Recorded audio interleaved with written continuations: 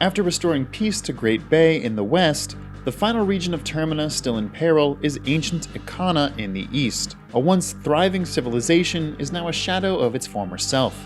After convincing the undead king Egos to Ikana to tell him the secret to ascend Stone Tower, Link must make his way up the monument to head to where it all began. But just what is Stone Tower? What makes it so fascinating? And as always, why does the music here freaking rock? And today I present to you why Stone Tower Temple's music in Majora's Mask is so iconic. If you enjoyed this video, please give it a like and consider subscribing for more content. But seriously, please do. Less than 20% of the people who watch our videos actually subscribe, and it really helps us out a lot, and costs you nothing. Thank you. Please enjoy.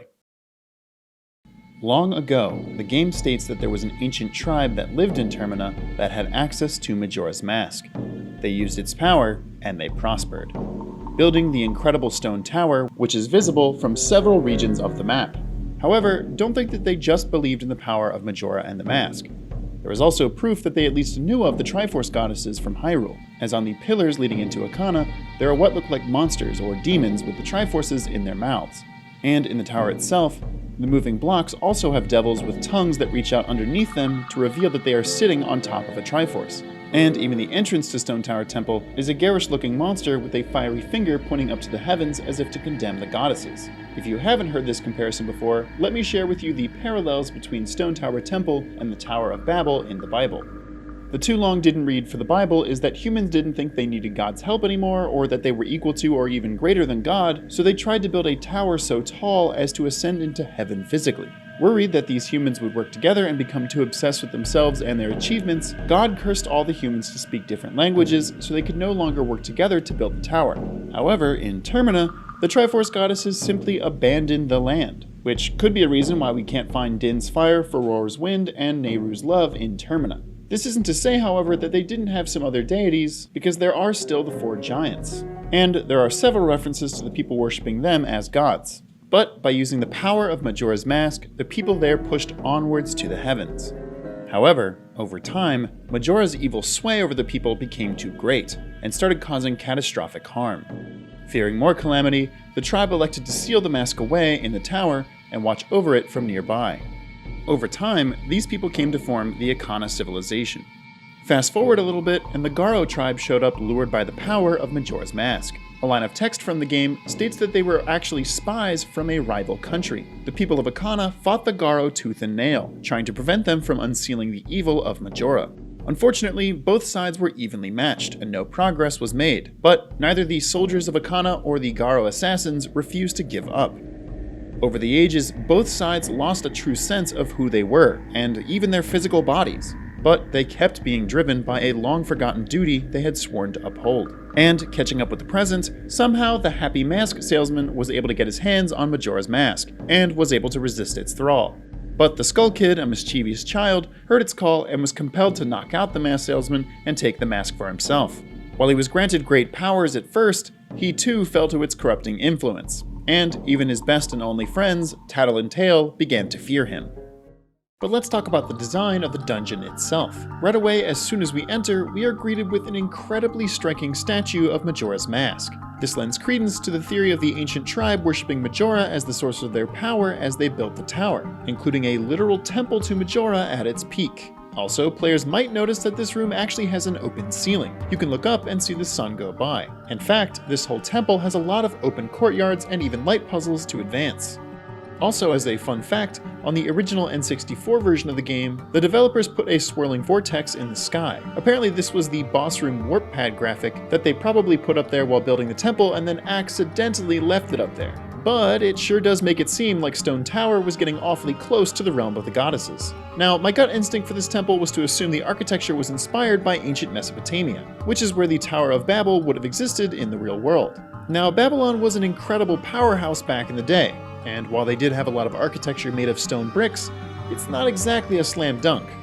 In fact, probably the most iconic structure from Babylon, apart from its hanging gardens, is the Gate of Ishtar, which, while absolutely gorgeous with its royal blue and gold designs, really bears no resemblance to anything in Stone Tower. If we go off of what I mentioned in the video on Ocarina of Time's Water Temple and theorize that the 3DS version is a more fully realized vision of what they would have liked to put in the original game, then I'd argue it's still not a great match. Look, honestly, I spent way too much time trying to pin down Ikana as just one civilization, but it's more likely that it's taking inspiration from several. In the remake, there is a lot more color and designs on the walls, which could be drawing from Nubian architecture, who also worked with dirt bricks, loved themselves some triangles, and most importantly, were really down in painting with some vibrant colors. If you look at Egos to Ikana, he's wearing this headdress. The closest thing I could find to this was some headdresses worn by Chinese emperors, or possibly those worn by Indonesian nobility. The moving blocks you have to use to climb the tower are strangely similar to these jaguar altars that were made in Mexico in the 1st century BCE. And even the entrance to Stone Tower itself could draw inspiration from the Elephant Cave in Bali. All of this is to say, yeah, they just made a really unique and interesting ancient civilization all on their own. Another interesting feature of the dungeon are the doors, which feature 2 suns, one yellow and one red. This is extremely interesting imagery because once we retrieve the light arrows from defeating the Garo Master, they tell us to shoot the red gem on the emblem outside of the temple, which will, quote, rearrange things in which the earth is born in the heavens and the moon is born in the earth. And yeah, the highlight of this dungeon is that you can flip everything upside down. However, it's fascinating imagery to think that while the ancient tribe of Termina were ascending to heaven, once the temple was flipped, rooms with lava now rain down fire on the player, and the ultimate goal, which was originally another room with an open ceiling, leads into a pit where the player must fight the boss, Twin Rova. It seems whereas we could once use the stone tower to ascend to heaven, after it's flipped, it sends us into a sort of hell, but one that has at least been explored by humans. Since in the arena for Twin Rova, there are multiple structures which feature designs of Majora's Mask. Alright, let's talk about Stone Tower Temple's theme. But really quickly, I'd like to shout out all the people who helped me out with the music on this video. Maggie, a member of our Discord, was able to isolate the different instruments for me, and I had music theory help from Colin from Bad News Botanists, and Alexander from Run On Music, who was kind enough to provide the sheet music I use in this video. He also has an awesome cover of this song with 6 instruments on their channel, which I'll link to down below. The song features 5 sources of sound. Starting off, we have a percussion tempo to set the rhythm, 2 lower drum sounds, 2 higher drum sounds, and a tambourine.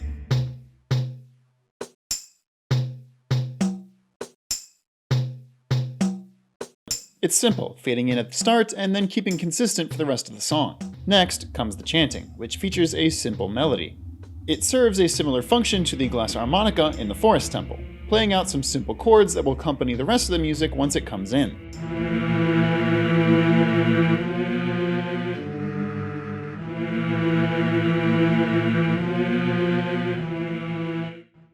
Something to keep in mind is that this song is in the key of F, one of the more simple keys, only featuring 1 flat on B. Keep that in mind for later. Next, we have a brass instrument come in with this upbeat, sort of fun rhythm.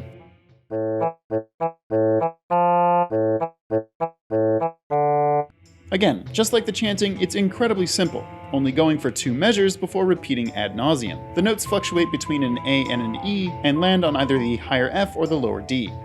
This plays great off the vocals since it features a lot of the same notes used in the chanting chords.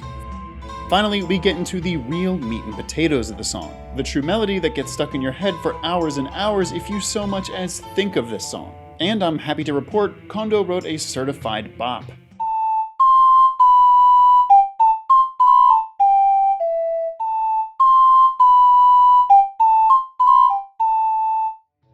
And hey, remember how I mentioned that the song was in the key of F, which normally means all Bs would be flat? Well, in this melody, anywhere a B shows up, it is always made natural. An F to a B is an augmented 4th, also known as a diminished 5th, also known as a tritone. He's done it again, folks. Instead of keeping everything as it would be in the key, he changes it up just slightly to make it uncomfortable. Does it serve a purpose? You bet. I almost mentioned this before, but a tritone is also known as the devil's interval. In the medieval ages in Europe, the Catholic Church was pretty much the governing body of music, as well as almost everything else. And a lot of music at the time was being made solely for the purpose of worship. To this day, you'll find a lot of information saying that the church actually banned the use of tritones since it was known as Diabolus in Musica, or the devil in music. While this has been somewhat debunked today, but it is true that tritones were very sparsely used in composing at the time, since the major purpose of music was to sound beautiful in order to best worship God. And tritones are largely dissonant and uncomfortable to listen to, but they're also very hard for choirs to sing, since they sound so unnatural. And where do we get tritones in this music? Very briefly. In fact, it's only on these little triplets that Kondo uses in the melody in relation to the chanting. But those triplets make such a strong impression in the melody, it definitely drives it home. And whether it was intentional or not, it's an interesting choice to put part of a tritone in the vocal track since it's essentially a riff on Gregorian chanting, which would have traditionally been used in religious worship. The melody starts with just a solo woodwind, but on a second pass, strings are added playing harmony, while everything else keeps playing underneath.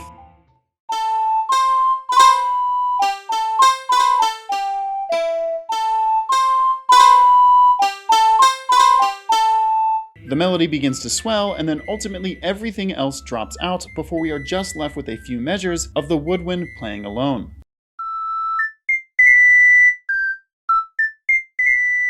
As far as musical influences go, I can definitely hear some inspiration from Middle Eastern music. But unlike previous videos where I've gone through and pinpointed exactly which instruments I think are being emulated here, I think it's less important in this song, and I'll explain why. Stone Tower Temple's music is a perfect echoing of what is happening in the game. Throughout his adventure, Link has met hopeless spirits who he's been able to put to rest. But in doing so, he has also carried their goals on his back.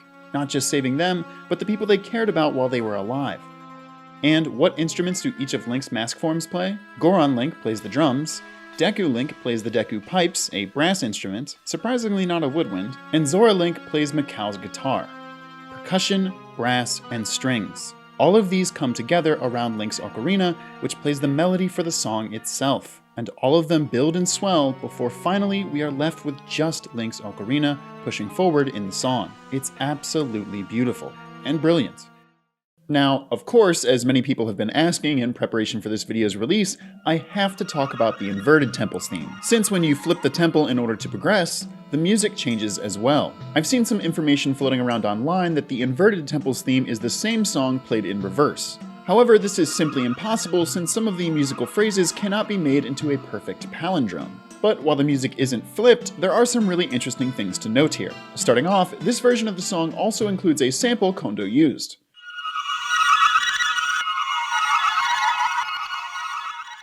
It was taken from a collection called Distorted Reality, which, let's be clear, is a perfect name. In fact, Kondo used several samples from this collection for other songs in the game. And yeah, I mean, it does a great job to help create the feel of a distorted reality. But the major change in the inverted song is that some of the instruments have been shuffled around. The original deep-voiced Gregorian chanting is replaced with a much higher soprano.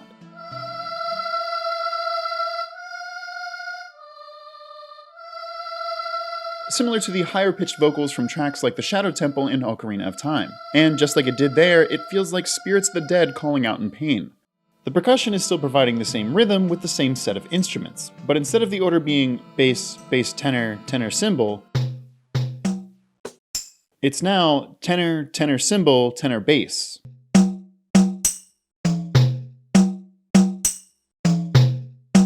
Whereas the original rhythm ascended in pitch, this rhythm features us going down at the end of each measure, which could be mimicking our own descent into the inverted tower.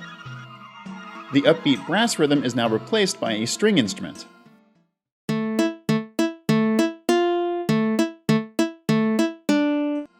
And what used to be the ocarina playing the melody is also replaced by a string instrument.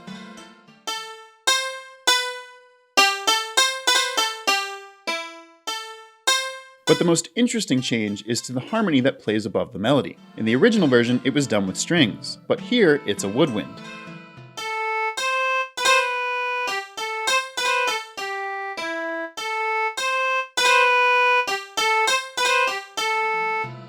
It could be easy to think that this is the exact same ocarina playing, but to me, this sounds like a flute. And you might be saying, well, what's the big deal? Why would they change the ocarina to a flute here? It barely sounds distinct. But I ask you, who in this game plays the flute? The Skull Kid.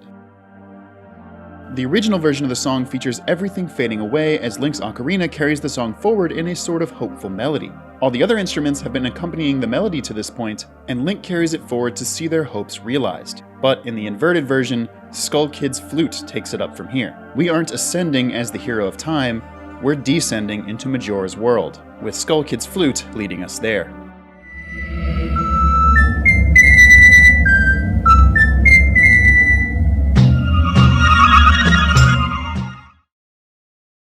Thank you so much for watching this video. If you've enjoyed this series so far, please give this video a like and consider even sharing it with your friends, as it really helps us out a lot. Also, since I've finished the dungeons in Majora's Mask, it's time to move on to some other things. Next, I'll probably be doing a video talking about the Ocarina songs, and then covering some highly requested tracks from the N64 games, including stuff like Gerudo Valley and others. So if there's a song you'd really like to see me cover, let me know about it in the comments down below. Also, if you've enjoyed this series, it would be amazing if you consider heading over to our Patreon and supporting us there. We'd really appreciate it. And if you'd like to join a cool community and talk about Zelda theory and other things, head over to our Discord. All this and more will be linked down below. But either way, thank you so much for watching, and until next time, have a wonderful day.